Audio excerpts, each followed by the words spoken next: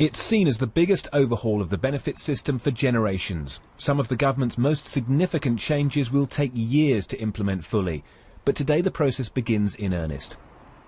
And this is one of many areas where the changes will be felt.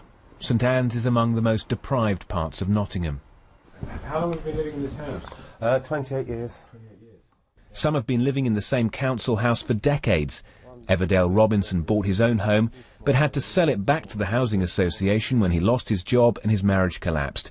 Now he says he'll have to move because housing benefits being cut and his council tax bill has gone up.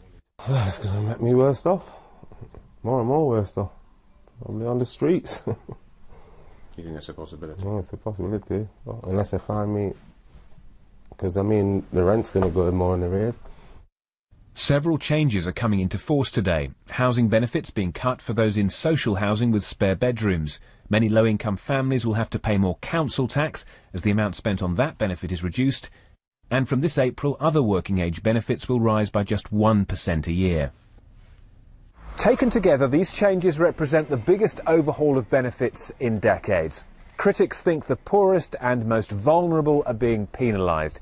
But the government says its policies make the system fairer and reward those who want to work. What we're doing is getting some fairness in the system, getting the bills under control, and reforming a system that lets people trapped on benefit out of work. That has to change. We're changing it now. But Labour says the government is taking money from low and middle-income families whilst cutting taxes for millionaires. We've got unemployment that is going up because the government's doing so little to get Britain back to work, but also the system that supports those of our neighbours who are in need is being taken apart. So David Cameron once upon a time gave us this idea of a big society. What he's now implementing is a brutal society where those who are poorest have the most taken from them.